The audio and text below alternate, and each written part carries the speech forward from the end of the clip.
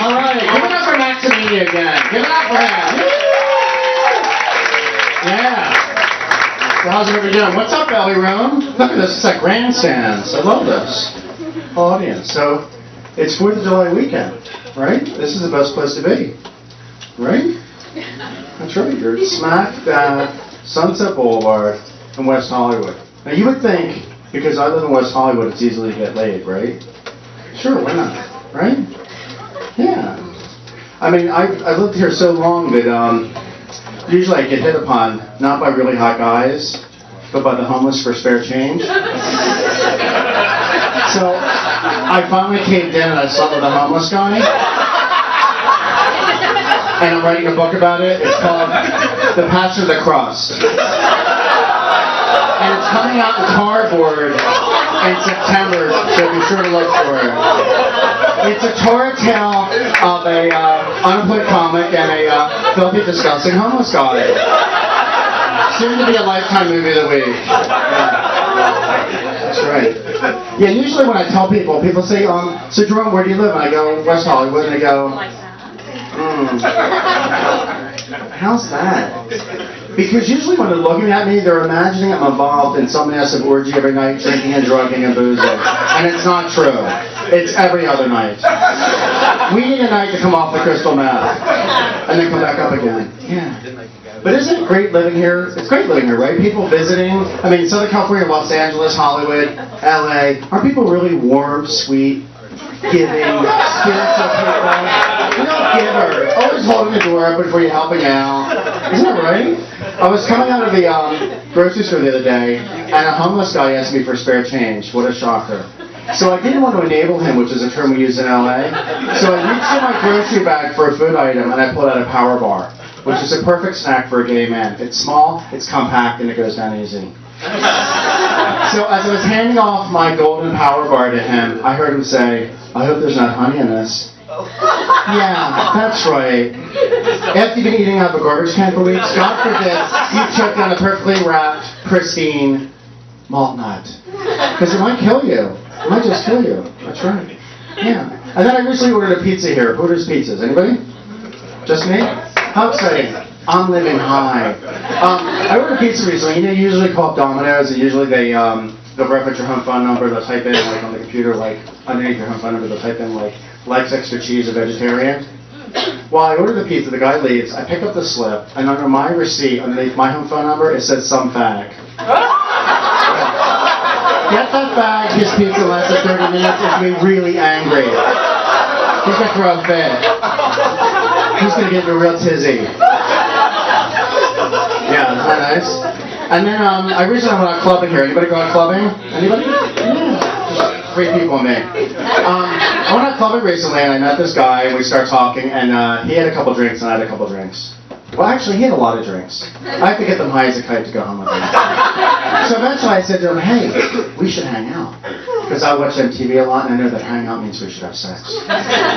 So we get back to his place and we're sitting on the sofa and he says to me, hey, it's great to be out.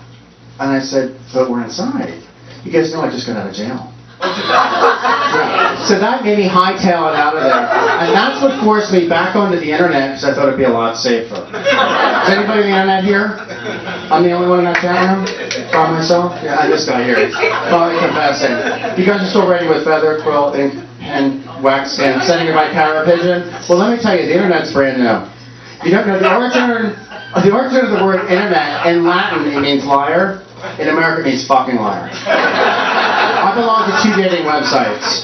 2 that I'll admit to. I met this guy on Match.com. He said that he was divorced, he wanted to have kids, and he was bisexual. After dating for a while, it turned out that he was still married, living with his wife, had 2 kids, and was bipolar. And then I met this other guy on the internet, and he was Chinese, and I slept with him. You know what the worst part about sleeping with a Chinese guy is? An hour later, you want another one. Yeah. And then I met this other guy. He was 22, yeah, it's a craving. It's a craving. He's 22 years old, 22. And at the end of our date, he says to me, I'm going to stalk you. And I'm like, hey, that is really flattering. But today's youth is so goal-oriented, they're willing to tap away at their goals, right? But he starts calling me haphazardly. You got to be scared, right? You got to be scared. But finally, one night he calls me at 3:30 in the morning on my cell phone. I see it's him. I'm like, finally, okay, stop. And we start talking. He's like, so how was your day? I said, no, stop. He's like, what? What's wrong? I said, listen, you haven't done a very good job of stalking. He goes, what, do you want me to stalk you? I said, if you have to ask, it's not stalking. It's role-playing, and I'm not into that. I'm not into games. But who is anymore, right?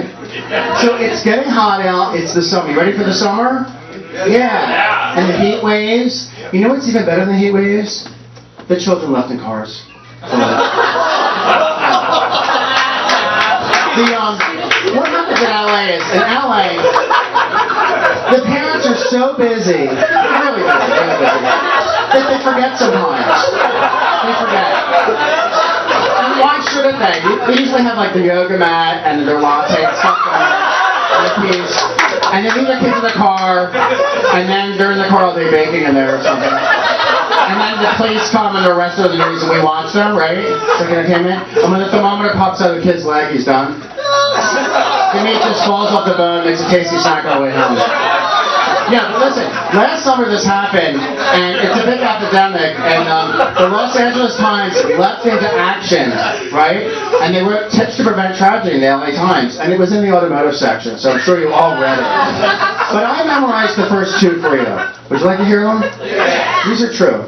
Number one, always keep a briefcase, cell phone, or purse in the back seat. It will remind you to open up the back door and see the child. And number two, my favorite, get a large teddy bear. Put it in the empty car seat. When you place your child in the car seat, bring the teddy bear up front as a reminder that your child's in the back seat. Isn't that handy? I mean, you know who the real victims in this crime is? The parents. God damn that child for nodding off and being so quiet. I made up a public service announcement, a PSA. This is what it would sound like. It would just be a picture of a child sleeping, and it would say, "A full tummy equals a silent dummy. Don't feed the child." You never hear of someone having a crack baby in their backseat. They're like, "I forgot my crack baby." No, because that crack baby's angry and tired and he wants his crack pipe now. Right now. That's right. So I made up my own tips to prevent tragedy that I thought were better than the LA Times. Would you like to hear them? Yeah! Okay, number one, tie a cowbell around your kid's neck. It's sure to climb on sharp curves on the way to daycare.